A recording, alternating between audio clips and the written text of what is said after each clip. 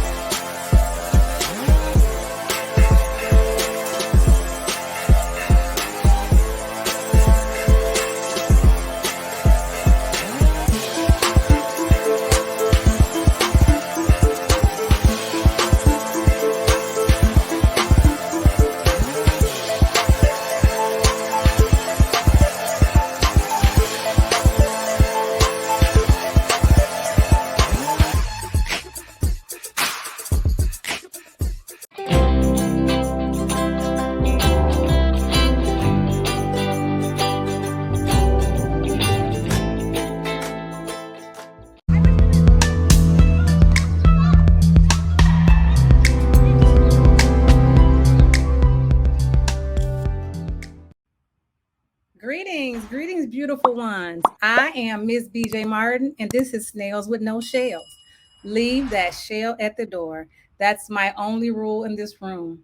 All right, and we're going to get into it. Ladies and gentlemen, I have an amazing group coming to the stage this evening. I have some amazing women and some wonderful men. Let's get into it. I'm excited. I cannot wait. Here we go. My first guest, Lauren Stokes. Hello. Next up, Jelante Mans. I thought I need some sound effects. We have Dr. Naaman H. Potts Jr. Hello, everybody. Hello. All right, and we have Allison Mitchell.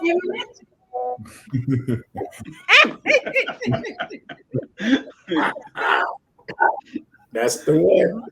Yes, Michael A. Baker Sr.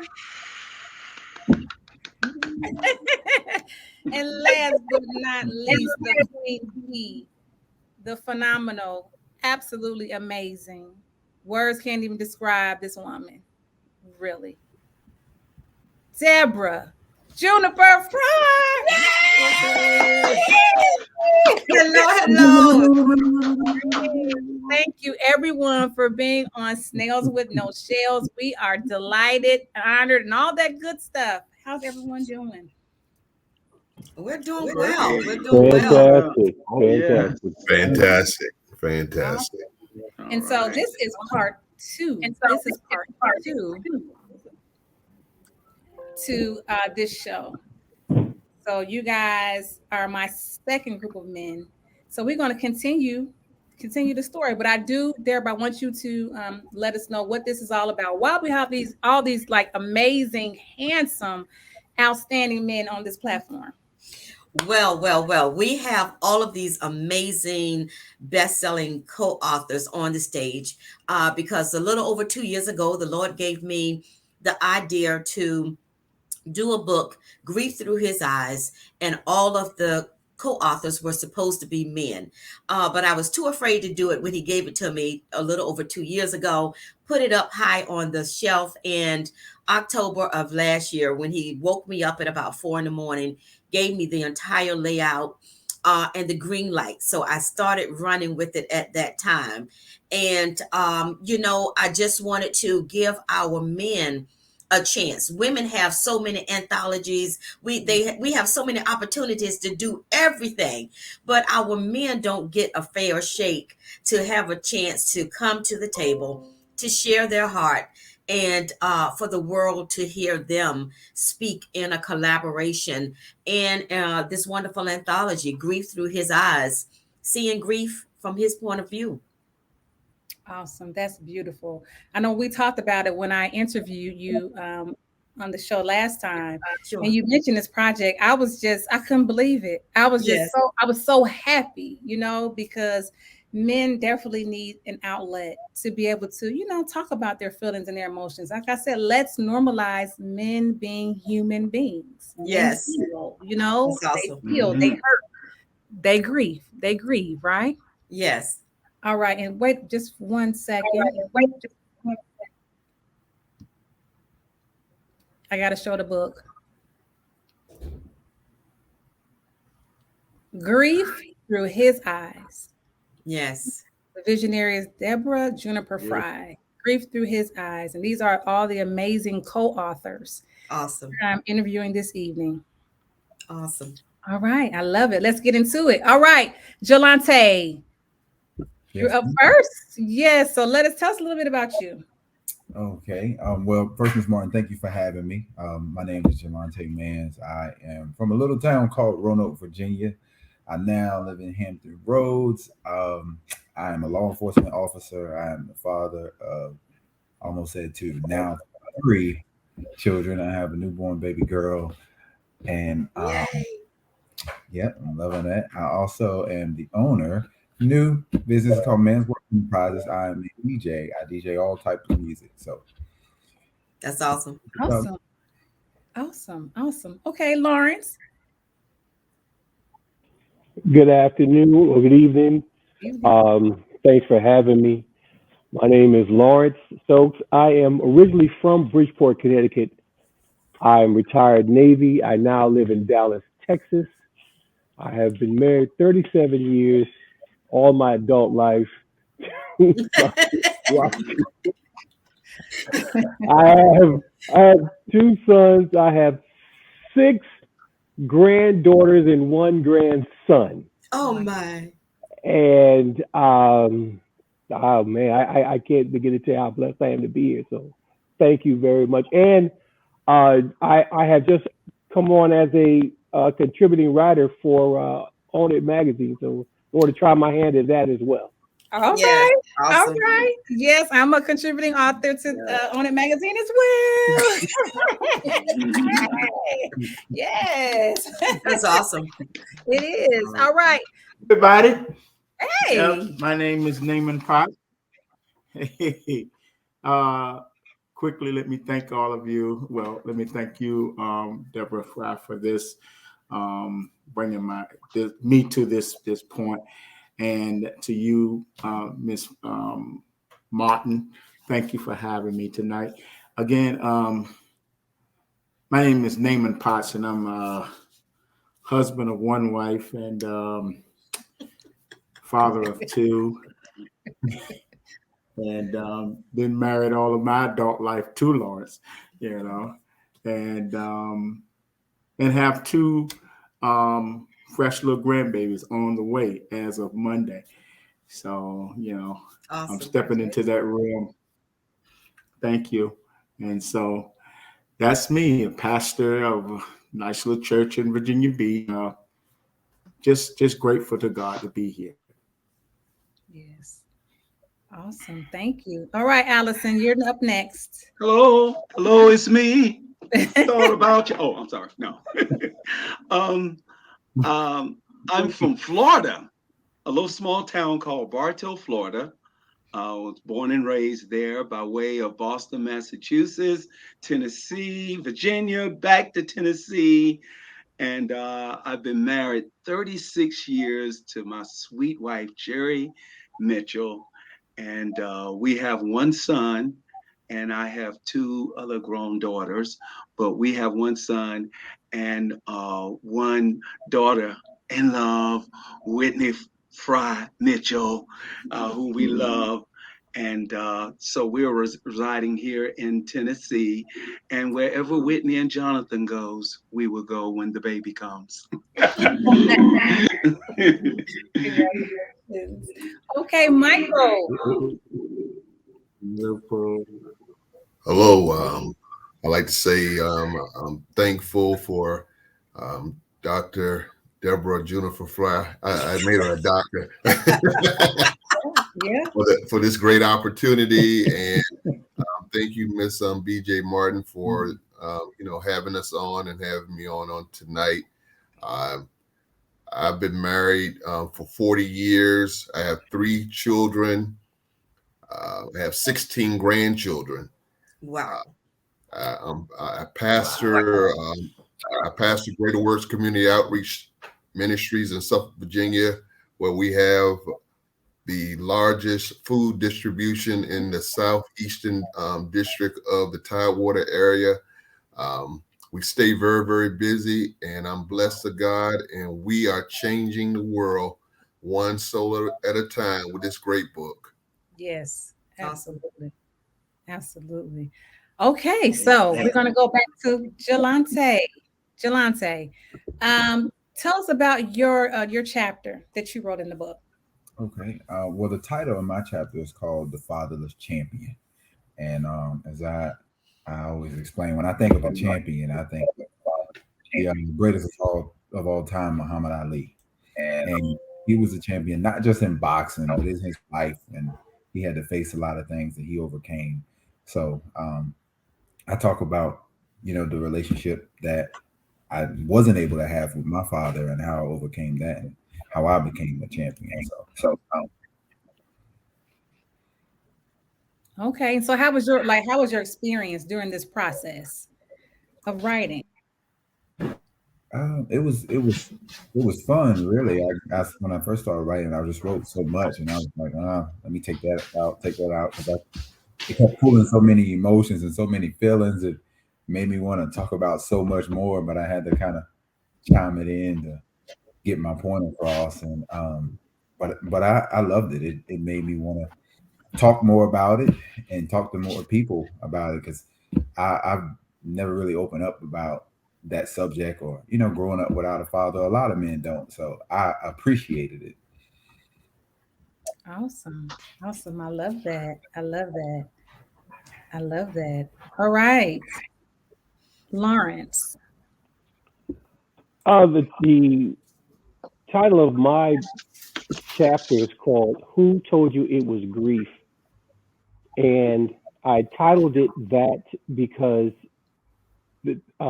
my story started at such a young age, and at that age, no one could frame it for me, because no one told me how to grieve at that time. So really, that was the only way I could write it with that title. That's the only title I came up with. I thought long and hard about other titles, but that's the only one that stuck. And it kind of was appropriate for my story. Okay. And so can you expound on that? Like what was it about? It was about the loss of my parents at certain time frames of the age that I was, without giving the book away, so to speak. But the experience itself, it allowed me to go back to a time that I rarely revisit if I don't have to. But in doing so, in writing it, it exhausted me. I was extremely exhausted, because I had never put it on paper before. I've talked about it, bits and pieces of it, but to kind of follow a particular timeline, I've never put it on paper. And it didn't take me long to write it. It took me about probably 3 hours to write it. But the toughest part was the first paragraph. And once I got past the first paragraph, the rest of it flowed along with the tears and everything else. But once I completed it, I had to take a nap because I was completely exhausted. But I was grateful that I did it, because I wasn't going to do it. But Deborah and her husband Mike just encouraged me, and they said, "Well, come on, you can do this." So I'm glad I did, and I didn't let the opportunity slip through my fingers. Wow, that's beautiful. I love it. I love it. I love it. I do. I do. All right, Dr. Naaman, tell us a little bit about your chapter.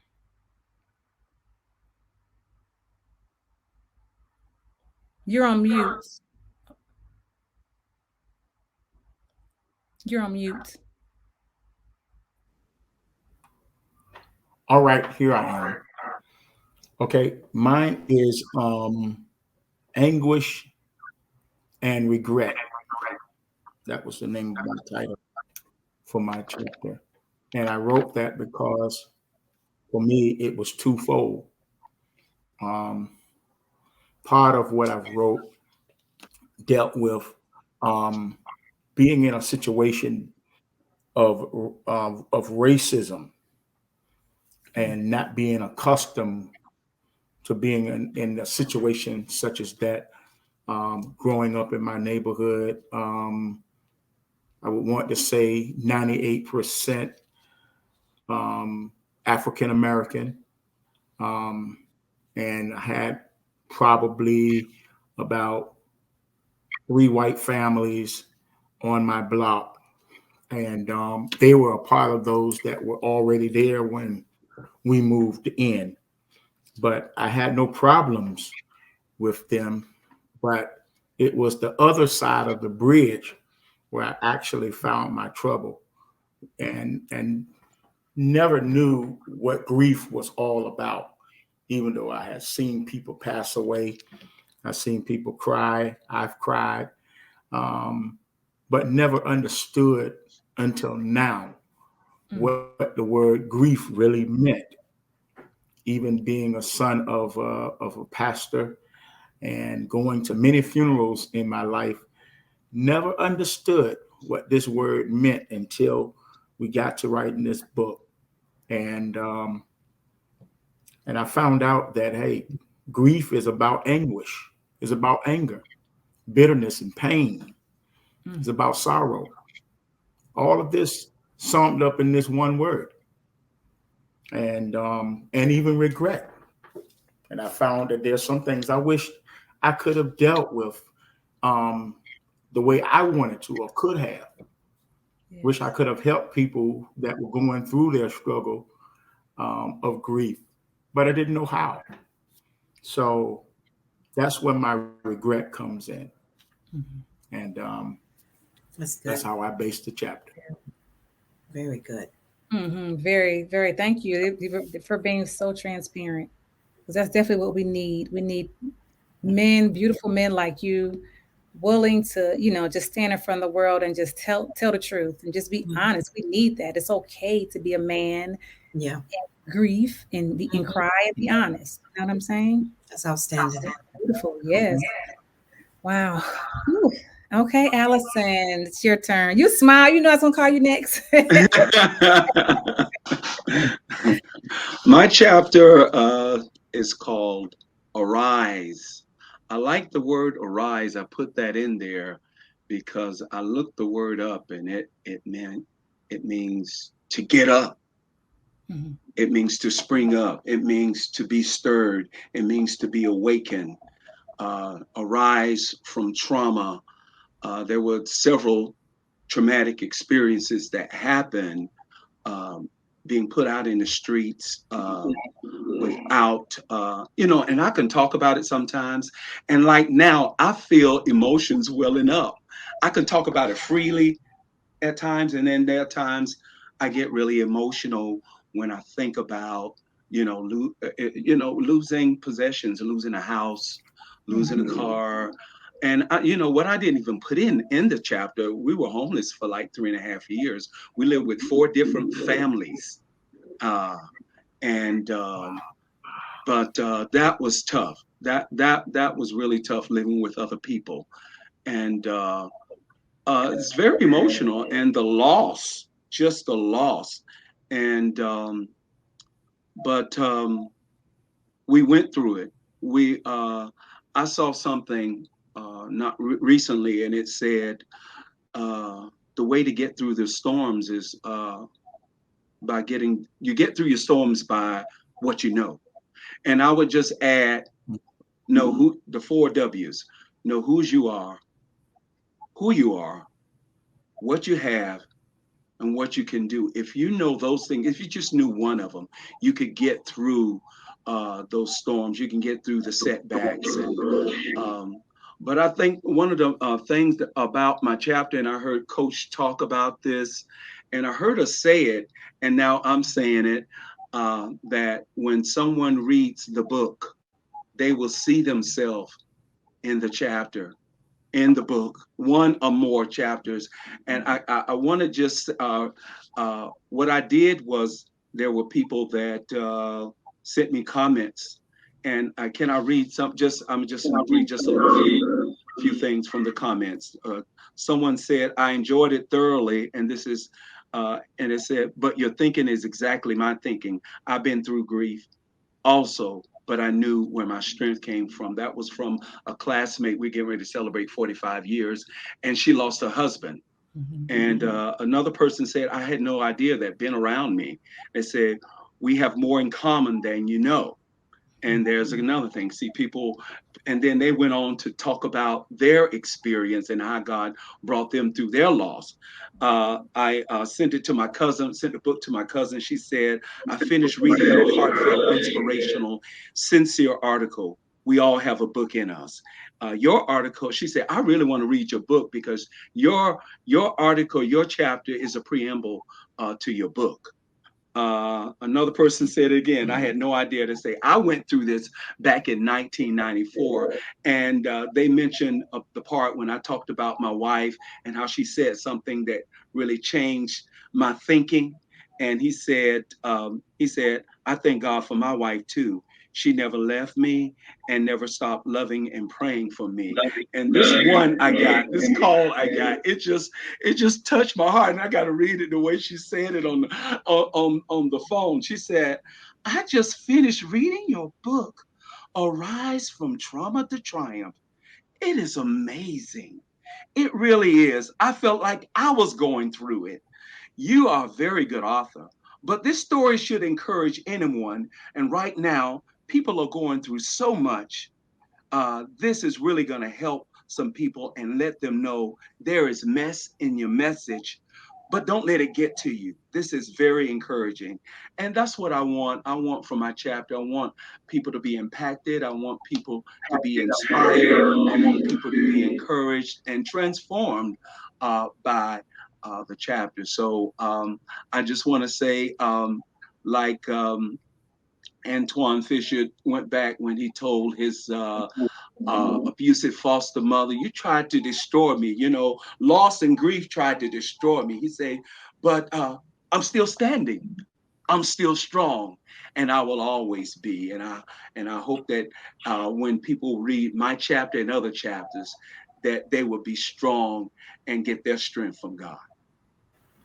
Awesome. Beautiful. I love it. Whew. Wow. Great stories. Yes. Great chapters.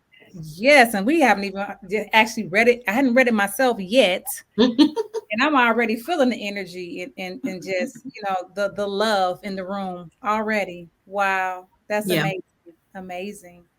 All right. Michael, you're up next. Yes, ma'am. My chapter is called The Locked Door.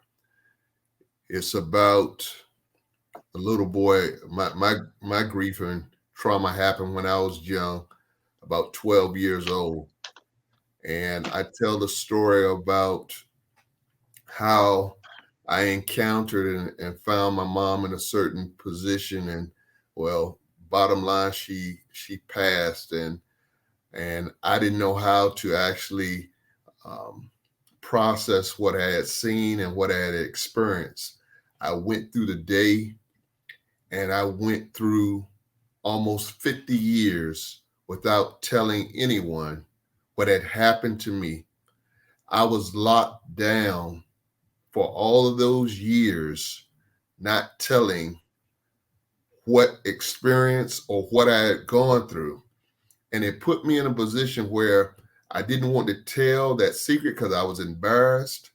I didn't know how to share what I had seen with anyone because I was so young. And having the opportunity to be a co-author in Grief Through His Eyes actually brought my deliverance and freedoms. And my door was unlocked through and by this experience.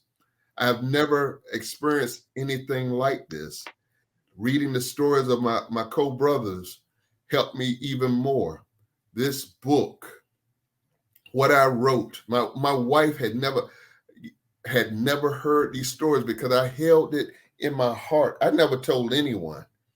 And this book brought freedoms, brought a key that allowed me to be transparent and show what I went through as a kid. And I never want another kid to go through that because nobody knew how to deal with me. Nobody knew how to help me because